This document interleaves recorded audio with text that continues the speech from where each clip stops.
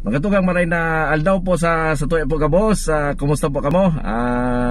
Sana po yaon po kita sa maray na kamugtakan. Ini po ang sa inyong lingkod si Kagawad dito del Rosario kang siyudad kang Naga. Ini po ang sa tuyang premier na edisyon kang programang Pag-uralayan ta. Madadangugong po ini sa tuya pong di po sa radyo natin 89.5, sa tuya pong Facebook account and sa YouTube. Sana po maginibanan kita. Aram taman po baka na naglipas ning nagkakapirang bagyo igi po sa satuyang lugar. Grabe po si naging danyos. Typhoon Rolly, Typhoon Ulysses, asin si iba pa na nakapangana kan sa tuyang pong mga propiedad. Ang iba pong sa ibang lugar may iba po ning nagbuwis ning buhay. Iba po ning sarong sektor, ang power sector ang nagsapo na maray. Sa tuyang pong electric cooperative nag-report, particularmente di sa Naga City, na dakol na maray pong mga poste ang nadanyaran, nagkararaot, naputol. Kaya po nasasakitan po ang sa tuyang electric cooperative sa pagbalikan supply kan kuryente. Ngunyan anda ito po nahiling sa pong anggulo, sa pong sektor, sa pong grupo na grabe po ang paglapigot, grabe po ang pagsakripisyo, grabe po ang paghingoa, tangarig pong liwat na maging normal sa tuya pong buhay. Iyo po ni ang grupo kan mga linemen, mga lineman, individual lineman na nagtatao, nagbubuhis kang buhay ninda. Tangarig pong maibalik kita duman sa tuya pong comfort zone. Nakatudan ta na po, nagawa kita ng kuryente para po sa tuyang regular na pagbuhay, sa tuya pong internet, sa tuya pong everyday living. Kaya po dalanon ta po ining bidyong ini na matao po ning rekonosimento sa tuya pong mga linemen. Ano po ang buhay kan sarong lineman?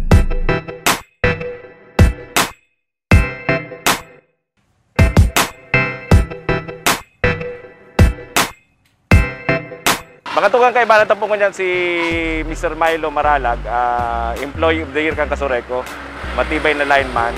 Pinasyaranta siya ngunyan sa site. Tangari ka po tunta siya. Kumusta man ang buhay kan sarong lineman? Ano ang madalas na angat na inaatubang kan sarong lineman kan sarong electric cooperative? Yan po ang angat sa muya. Panagisakat ka na sa poste, talagang yan ang delikado talagang marami. Alos po sa poste, mga live wire po yan.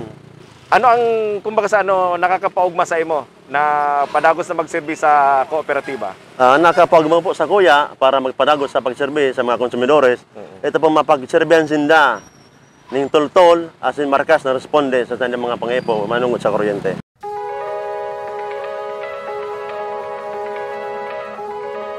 Ano ang mensahe mo duman sa mga kababayan ta na hanggang ngunyan mayo pa ning kuryente na haloy naman na nagahalat kan makaigwa ning kuryente? Duman po sa mga member consumer owners ng Kasureko 2, dikit lang po ang pag-unawa sa pasensya dahil ginigimo po gabos na pagi para kamo gabos mapailawan. Ang nangyari po ngunyan kaya si dako lang distroso medyo nahuri-huri po ngunyan. Pero ang Kasureko 2 po dahil nagpapabaya talagang kinigimo nagabos po mapailawan ang mga member consumidores. May duman sa imo sa harong mo may kuryente ka na? Asa ngunyan po sir, mayo pa. Mayo pa po talaga akong ilaw, duman sa muya.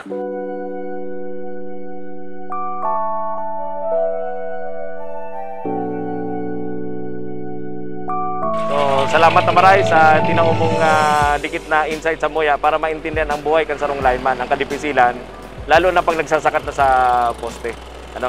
Good luck sa imo, stay safe sa imo, sa mga pag-iriba mo sa mga linemen kang Kasureko sa kasi mga nag-augmenting di sa tuya.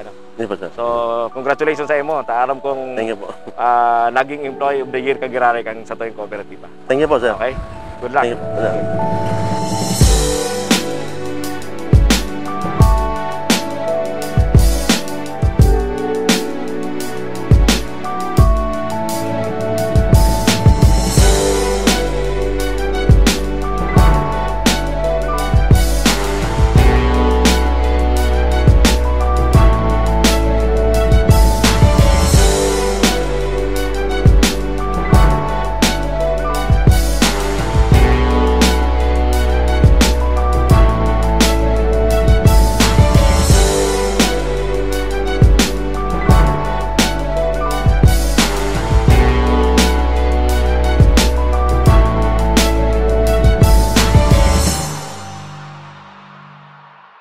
mga tuwang kaibahan na po si Sir Moses Kunyan, siya po ang safety officer ng Kasureco.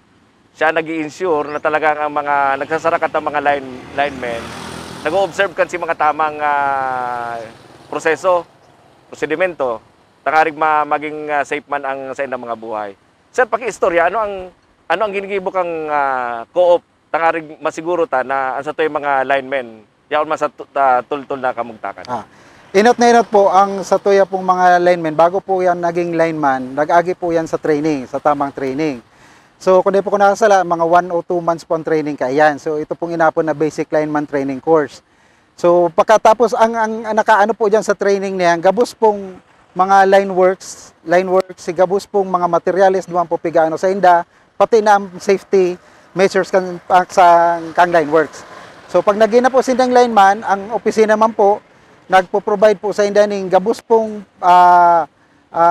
tools para ma-ensure na safe po sinda. Kita po nagpo-provide ng mga personal protective equipments. So, po yan sa hard hat, safety belts, si body harness, safety shoes, yan, and safety gloves po. Yan, and spectacles din po. Yan, pagpo-provide ta yan. Kasi base po sa Republic Act 11058, so kay po ang tala pong i-provide sa line workers ang mga piping ini na standard. Ang minsan po kay baka Sir Moses, may mga insidente po ni mga aksidente na mga aksidente, I mean, na nagbubuhis ng buhay ang very unfortunate sa bagyo pong ini, pero nakakapira na si nagbuhis ng buhay. Kaya sinisiguro ta po mga tugang na igwan ng mga measures na in place ang kooperatiba. Kaya naugbo po kita ang kooperatiba pa lang ngunyan, iguan na kita ng safety officer na pigilsyon. So good luck po sa Indo. Sana permitang masiguro na ang safety and security kan sa to yung mga linemen na in place. Ang mga benepisyo po, yaon man po sa Inda, Ito po yan. Nakulang tabang talaga po ng mga kwentang ining mga augmentation. Na pigpapadara sa tuya igdi sa tapos araw po kaning may kalamidad, kulang po ang tao. Pag-araw po kaning mga So, kayo po ang talaga po ang ayuda. Sige. Thank you, sir. Thank you. Salamat po.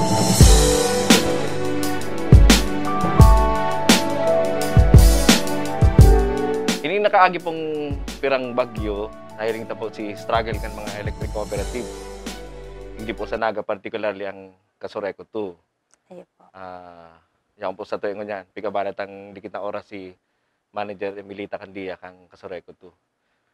Dako na pong kaugbahan ta, Manager Candia, kasi pigbisita mismo kita din ni Administrator Masongsong. Yes, and po. si mga congressmen ta sa party list na nagsusupport sa full restoration kang electricity.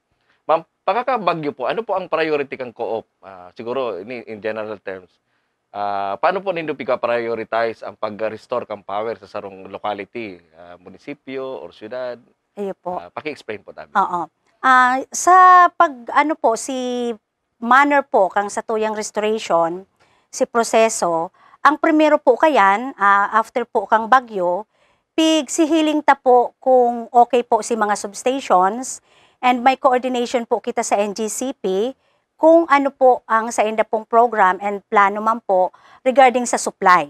So, aram taman po na nakakabit po ang satuya ng supply sa NGCP line, so sa transmission. So, iyan po pig-coordinate ta, and once po na mag-go po ang NGCP, automatic po pig-secure taman po ang satuyang mga substations. So, after po kaya na ma-restore ta na po ang ilaw kang mga substation, kang kuryente, kang power, so mapailaw po kita kang feeder lines. Kinikater ta po muna ning primero ang mga backbones. So, ini po si mga main line kang satuya po ning linya. In line po sa mga LGU man po sa local government po ning obheto na mapabulusan tulos-tulos ang satuya po ning mga business centers, ini pong mga hospitals, dahil ini po ang mga primerong nangangaipo kang serbisyo po kang kuryente. And lalong-lalo na po ini pong mga business center na sinda po ang nagtatao po ning mga negosyo, mga trabaho. So saal daw po ning kalamidad, sigapos po ning mga pangangaipo kang mga tao, dapat po maitaob man po kani yung mga negosyo tapong ini sa, lalo na po sa syudad kang Naga. And ang masunod na po kayan, iniyo na po niyong mga lateral lines. Ini po mga lateral lines, kada barangay po may mga crew na po kami kaya piga-assign para po hilingon ang linya kung ano po ang mga damages and kung ano po mapapadali ang restoration. Kakabit po kayan kagawad ang paghiling ta po kang kaligtasan, bako lang po kang mga lineman ta, kundi pati na po ang buhay kang satuyang mga member consumers. Ma'am, dako lang bagay po ining task force na nag-iigdi sa tuya Ayo to po. assist us. Siguro, tanong ta po ning background kani ang mga nagdadalan sa tuya. Ayo po. Paano po kamo nagge-generate ning arog kaning kadakol na nagatabang igdi sa cooperative? Bako lang sa Kasureko, kundi sa iba pang tinamaan kang bagyo. Ayo po. Actually po kagawad, initially po kayan, nag-ongoing pa lang po ang bagyo, during typhoon pa lang po, may mga coordination na po kita sa mga higher authorities, ito pong nakakasakop sa mga kooperatiba, special mention po dyan ang National Electrification Administration, ini pong PhilReca, ito pong nakakasakop kang mga association po, kang mga electric co-ops, entire Philippines, nag-aarapod na po yan sa mga affected na mga co-ops.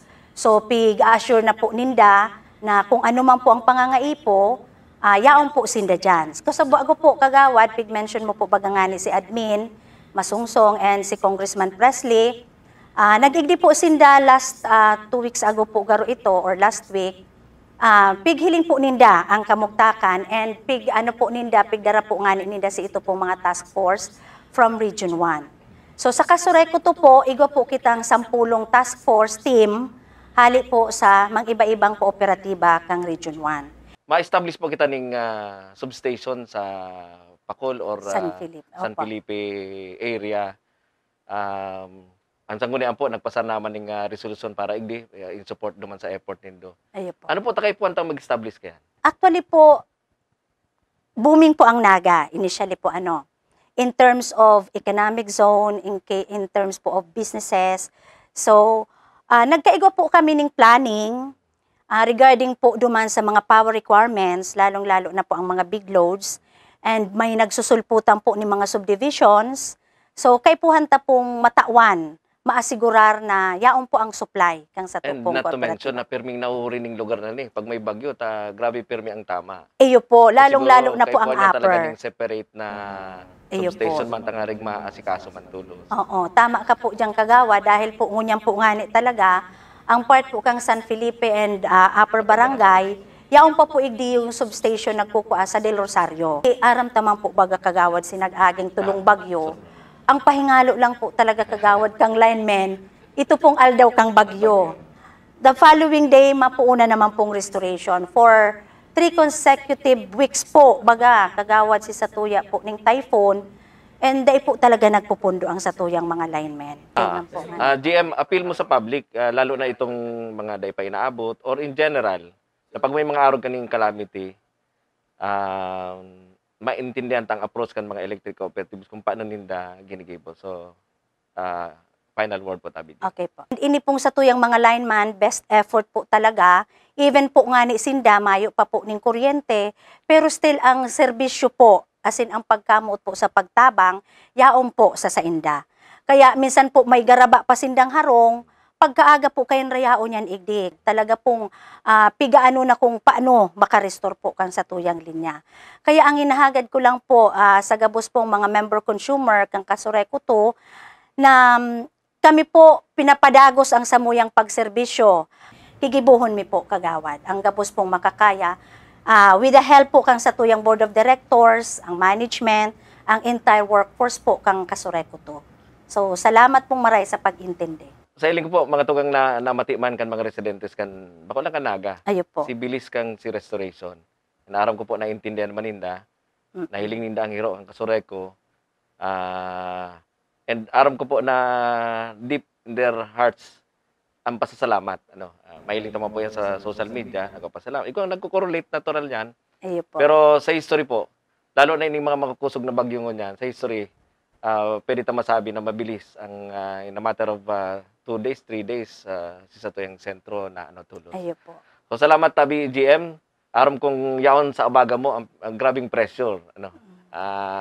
Bakong suba-suba ang pagiging manager kan sarong electric cooperative. Salamat pong maray. GM Kandi. Okay, thank you very much po sa kagawad. And since sa gabos po sigurong consumer na nagaantabay po kan sa imo pong programa. Thank you so much. God bless us all. Okay, so ini po mga tugang, dakula po ang pasalamat mi nahiling pinindo ang porsyon kang buhay kan sarap pong nagsasakat sa poste. Kaya ba na po kan mga taga-Kasoreko, ini pong mga members kang Organization of Barangay Electricians ta Igdi sa Ciudad Canaga. Yan po sa pangingenot ni Michael na Barha, ang presidente kang Oben, mahigos na maray, maasahan, matyaga, ano? And at the same time, kay ba na niya po nagtarabang, asin nagtatabang sa ngunyan, ini pong Institute of Integrated Electrical Engineers, sigdi po sa Camarines Sur and Naga City, na nagtao po ng suporta sa pangapunan po ni Mayor Nelson Ligacion na magtabang sa power restoration igdi sa tayong lugar. So salamat po sa inda, dahil po sa inda, sa kahigusan inda, katabang pa mga barangay officials na luway-luway po na nakabalik, asin na ibabalik ang supply ka na kuryente. Ang sa tuwi pong presentasyon ko niyan, ini po liwat nadadangog sa 89.5 radyo natin. Nahihiling mo po sa Facebook account kan sa pong lingkod Kagawad Lito de Rosario, and sa YouTube. And sa tuwi pong masunod na presentasyon, ikaw po kitang sarong outstanding na weather forecaster. And ini po nabisto kang panahon ni Mayor Jess Robredo, nagtaong maray, dakulang maray na serbisyo na kung bako po sa iya, baka dakol pong buhay ang nagbuwis, ano. Yan po kan mga nainot na mga taon. And sa ngunyan po, ini po nagtalikod ng mga bagyo, liwat pong nahiling na marayan sa iya pong dakulang paggiya sa tuya, kung no nakapreparar na masyado po ang sa tuya po mga kababayan. So dalanon ta po ini, biston ta konsisay si Michael Padua.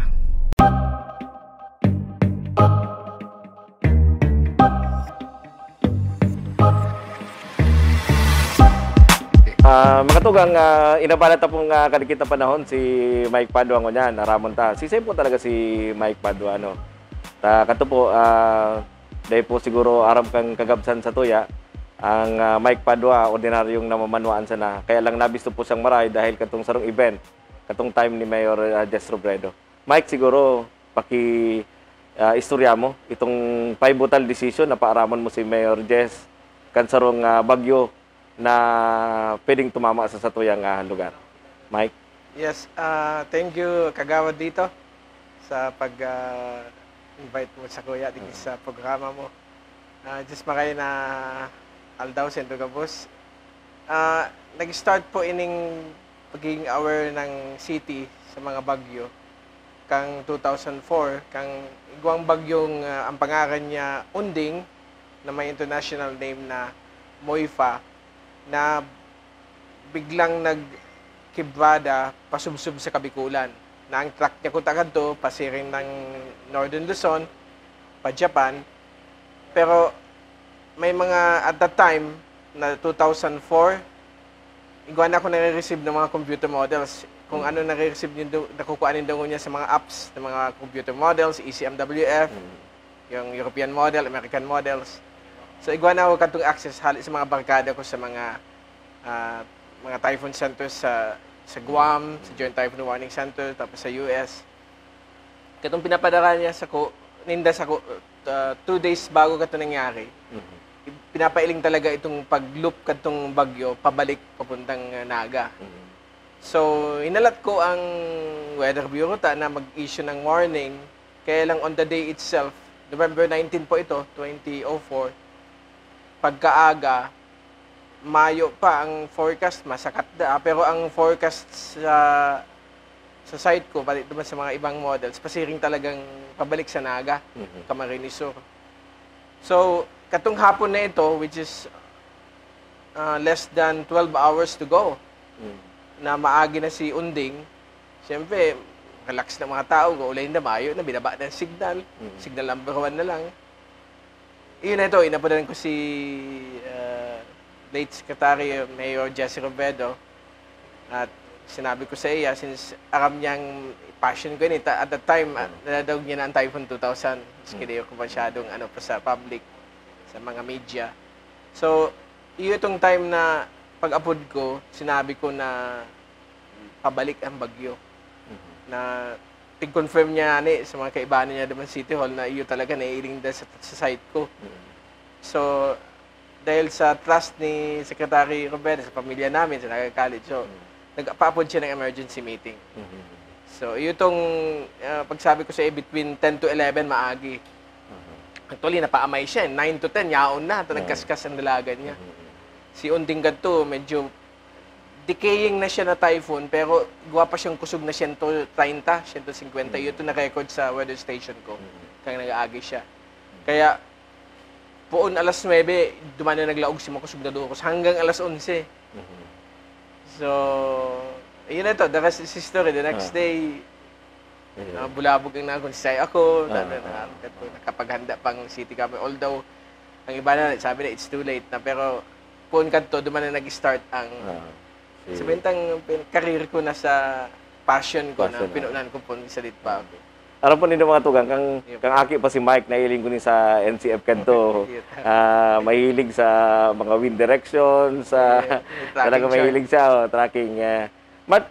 Sa katabi nagklase kaning kuya na ni, ining pag-adal mong ini. Paano mo pigpurso ining passion na ini? Actually, ining passion ko ini, upuan ako katong mga 8, 10, 12 years old. Nagko-collect na talaga ako ng mga newspaper clippings sa mga bagyo. Tapos si mami ko, katong 5 years old ako, naghahalas man siya sa kota. Actually, may ako memory at the time. Kasi 5 years old. Pero pag may bagyo, nagluluwas talaga ako pag makusugo ng Dukos. Ino-observe ko.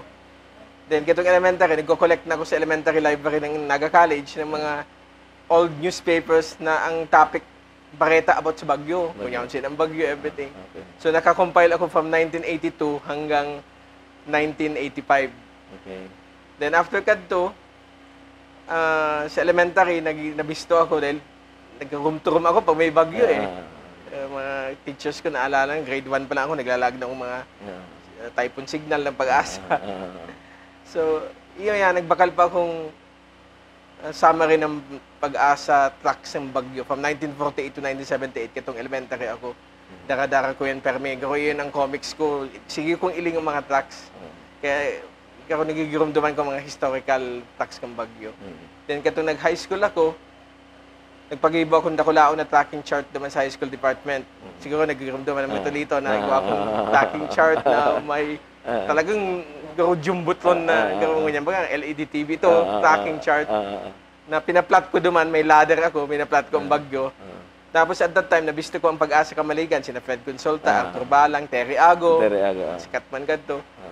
So, nag-overnight ako sa Inda. Tapos, ang ginigibo ko at that time, katong first year high school ako hanggang fourth year high school, gapos na bulletin ng Pag-asa, rinirecord ko sa cassette recorder, either sa radio o inapudan ko siya. Then, i-retype ko yan. Pagka-type ko ng bulletin, ipopost ko naman sa kataid, naman sa tracking chart sa Naga College. So, doon, after kadto, gusto ko magkuha ng, gusto ko rin maging meteorologist, pero at that time, ang dilema ko kaya medyo, ako maurag sa math. Talaga iyan ang pinaka-lowest. Although, dagos ko pa yung passion ko, UP ako, UP Diliman, nagkuha akong BS Geography, na medyo harani duman. May mga subjects kasi on weather and climate, ang BS Geography. Then, habang yan ako duman, mga dormitory duman, nilagan ko ng mga tracking chart. Tapos, ang tambayan ko kadto, pero may Pag-asa, Quezon City. Nakulman ako naging barkado duman. Kinokollect ko mga Xerox ng mga bagyo, nag-aaragi. Although, nagtatype pa rin ako ng bulletin, pero di na masyado, nagkatuto ka sa pag-aaral. Hanggang nag-graduate ako, pati si Dean namin sa Geography, bilib sa mga typos. Dara-dara ko itong tracking chart sa classroom.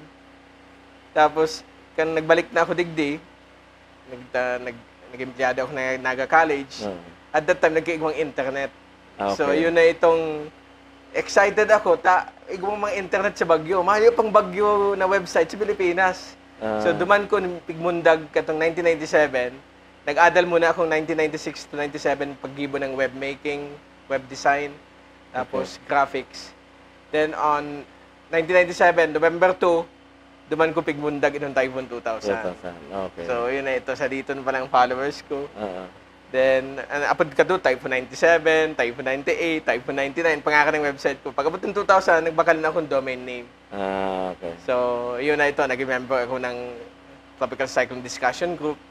So, basically, more on self-study ako na from elementary hanggang mag-college, talagang na-infuse ako si knowledge kaning mga typhoon education sa Baguio. Mula tabi Mark ang pag-engage mo igdiyo, mga pirang bagyo naman na nare-recall mong na-monitor mo, mga pirang Ang makusog. pinaka-earliest na na-recall ko, si Bagyong Kading, 1978.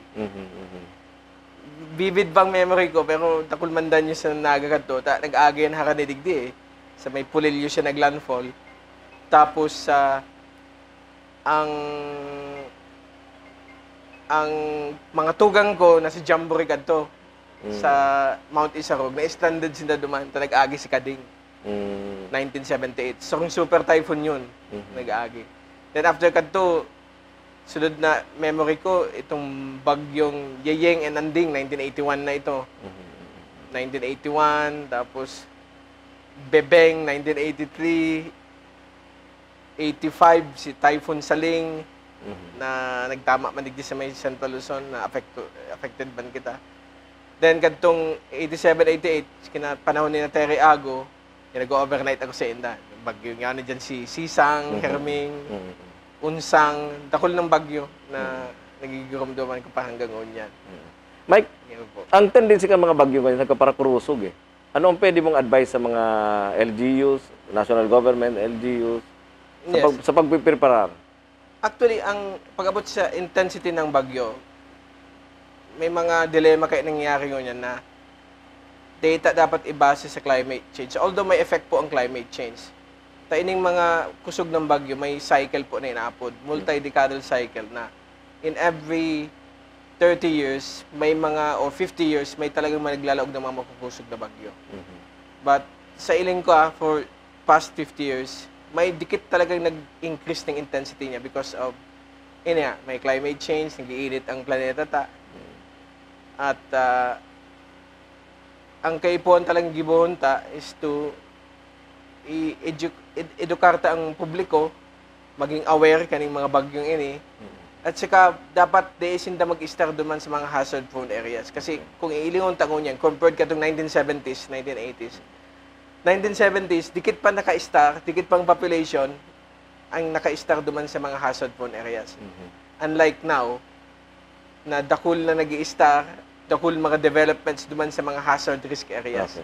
Kaya nangyayari, dakul na affected mo niya. So dapat yun ay maging guidance man party kang national at local government. Local government. Kung ano itong example, give you a classic example lang ining Bilya Karangahan. Na it was supposed to be a swamp area, natural passageway yan. Creek siya, di ba? Halidigdi. Nilagan ng subdivision. So syempre, since nature will find its way, talagang binabaha naman sa area na ito pag may bangabag. Na-disturb si So, sige. Yun nga, yan ang biggest challenge sa tuya. Since nagdadakol ang population every year, dakol lugod nag-i-star naman sa mga hazard-prone areas. Mark, last na lang, message mo sa mga hobbynista, pag-encourage sa inda na mag-engagement sa armang kaning passion para mas may mga katabang ka. Na importante po, digdiyo na igwa ka mong sa puso nindo ang pagiging forecaster. Bako lang man ini na although mga katabang po ini sa career po nindo, ang importante itong love nindo sa pag-forecast yaon para mas dakul na kakaaram sa mga tao. And if gusto nindo mag-engage sa forecasting, especially sa mga bagyo, tandaan po nindo na kaipuan po nindo itao ang knowledge or informasyon ng bagyo in layman's. Kasi okay lang na tinatao nindo ang technical, but after that, kaipuan talagang itao sa layman's sa mga tao para maintindihan nila. Dako lang bagay mga tugang si Mike Padua sa pag-explain sa tuya. Naanan po sa ning commendation kang LGU Naga, i Mayor Nelson Sanggunian Palunsod Congratulations again, Mike. Salamat, Ano? salamat. Okay. Kagawad.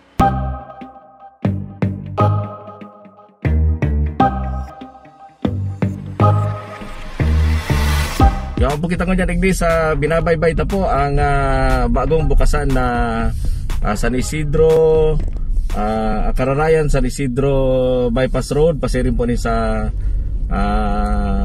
sanitary landfill kang syudad. Ini po bukasan kunya na Biyernes, and hindi po matauning kaginahawaan duman po sa mga palaog po din sa barangay San Isidro. At the same time po si mga laog na mga truck diretso na po ni duman sa sanitary landfill kan syudad dahil po maikot duman sa kasentruhan kang Kararayan, no. Dako lang bagay po ni na atis po ang sa tuyang mga truck makapahingalo ang tinampo duman sa main road kang San Isidro Kararayan, hindi na po sila mabakta sa bagong bypass road na ini. So sa liwat po nadadalang po nindo ang sa tuyang pong presentasyon ko niyan sa Facebook live kan sa tuyang pong kasino po lingkod Kagawad Lito de Rosario, sa radyo natin sa panginit po ni Ma'am Mariscal 89.5, and sa YouTube. And ikaw po kita ni mga birthday greetings, sasaro-saroan ta po yan ang sa tuyang pong mga birthday greetings, and siriman si iba pang mga butang i-greet.